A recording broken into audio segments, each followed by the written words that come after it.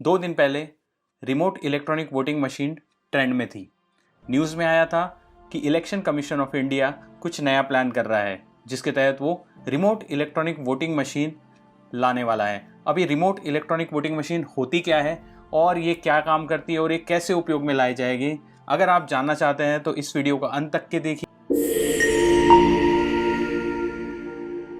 देखिए, election commission ने बताया है कि वो एक प्रोटोटाइप इलेक्ट्रॉनिक मशीन तैयार कर रहा है जो रिमोट में रहने वाले या माइग्रेंट लेबर्स जो माइग्रेंट लोग हैं जो दूर रहते हैं, उन लोगों के लिए ये वोटिंग मशीन होगी और उन लोगों को ये वोटिंग की फैसिलिटी दी जाएगी। और इस वोटिंग मशीन को RVM या REVM कहा जाएगा, रिमोट इलेक्ट्रॉनिक वोटिंग मशीन।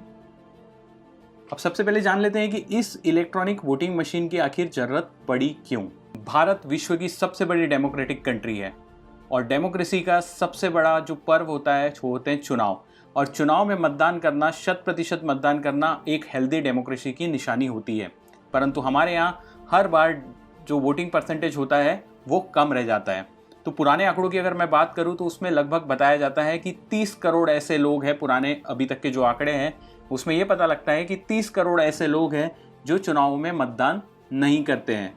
ये इलेक्ट्रॉनिक मशीन उन लोगों को इनेबल करेगी यहाँ पर मतदान करने के लिए। अब यदि मैं 2011 के सेंसस की बात करूँ तो भारत में लगभग 35 से 40% लोग ऐसे हैं जो माइग्रेंट हैं। अब पहली बात ये जान लेते हैं कि माइग्रेंट्स कहते किसको है। अब जैसे मैं रहने वाला कहीं और का हूँ, लेकिन नौकरी के चलते शहर में आकर के बस गया, परंतु मैं अपना गांव, अपना शहर छोड़ना नहीं चाहता, तो मैंने वहाँ से वोटिंग लिस्ट से अपना नाम नहीं कटाया। कई बार स्थितियाँ ऐसी बनती है कि मैं काम के सिलसिले में या किसी और कारण से वहाँ नहीं जा पाता। अब मैं तो पढ़ा लिखा हूँ, लेकिन एक बड़ी मात्रा में भारत में लेबर्स होते हैं जो एक स्टेट से दूसरे स्टेट जाते हैं, जहाँ पर वो मजदूरी करने के लिए जाते हैं और वहाँ पर फिर वो वोटिंग करने के लिए वापस आना संभव नहीं हो पाता, तो उनका वोट वैसे ही व्यर्थ जाता है। जबकि लोकतंत्र तभी सबसे मजबूत कहा जाता है जब वोटिंग परसेंटेज अधिक से अधिक हो। तो कहीं ना कहीं इलेक्शन कमीशन ऑफ इंडिया ने और सरकार ने यह तय किया है कि अधिक से अधिक लोगों की भागीदारी हो, अधिक से अधिक लोग वोट कर सके, ताकि हम एक हेल्दी डेमोक्रेसी का निर्माण कर पाए। तो आइए अब जानते हैं RVM के बारे में। RVM का निर्माण भारत इलेक्ट्रॉनिक लिमिटेड और ECIL electronic corporation of India limited के द्वारा किया जा रहा है। इस मशीन में 72 कॉन्स्टिट्यूएंसीज, जो मल्टीपल कॉन्स्टिट्यूएंसीज होगी, उसमें लोग 72 कॉन्स्टिट्यूएंसीज में वोट कर सकेंगे। और इसमें जो सिक्योरिटी सिस्टम होगा वो लगभग सेम होगा जो हमारे EVM में होता है।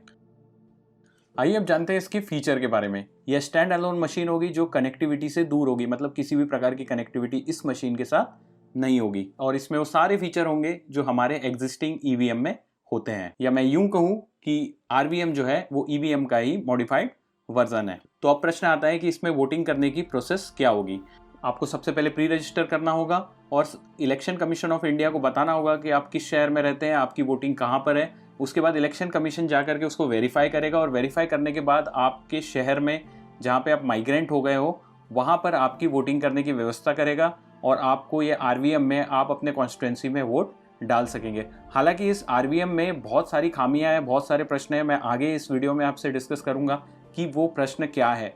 और इन सब के बाद मल्टी कॉन्स्टिट्यूएंसी जो एक वोटिंग बूथ होगा, वहाँ पे आप मल्टीपल कॉन्स्टिट्यूएंसी के लिए वोटिंग करवा सकेंगे। ऐसा इलेक्शन कमीशन की सोच है। अब इलेक्शन कमीशन क्या चाह रहा है कि 100% वोटिंग हो। जो माइग्रेंट लेबर या माइग्रेंट लोग चले जाते हैं या वोटिंग करने में इंटरेस्ट, क्योंकि हर कोई इतना इंटरेस्टेड नहीं होता है। जैसे कोई मुंबई में जॉब कर रहा है या कोई माइग्रेंट लेबर है या कोई स्टूडेंट है जो सैकड़ों हज़ारों किलोमीटर दूर पढ़ाई कर रहा है, उन लोगों के लिए एक दिन के लिए वोट डालने आना वो कई बार इकोनॉमिकली संभव नहीं हो पाता है। कई बार उनको और भी कुछ ऐसे काम होते हैं जिसमें संभव नहीं आता है। प्राइवेट कंपनीज कई बार छुट्टी नहीं देती है अपने एम्प्लॉयज़ को जाने के लिए। तो देखिए, जैसे कोई बिहार का बंदा है या मुंबई में काम कर रहा है, उसको यदि बिहार जाना है वोट डालने के लिए तो उसको कम से कम 3 या 4 दिन का गैप चाहिए।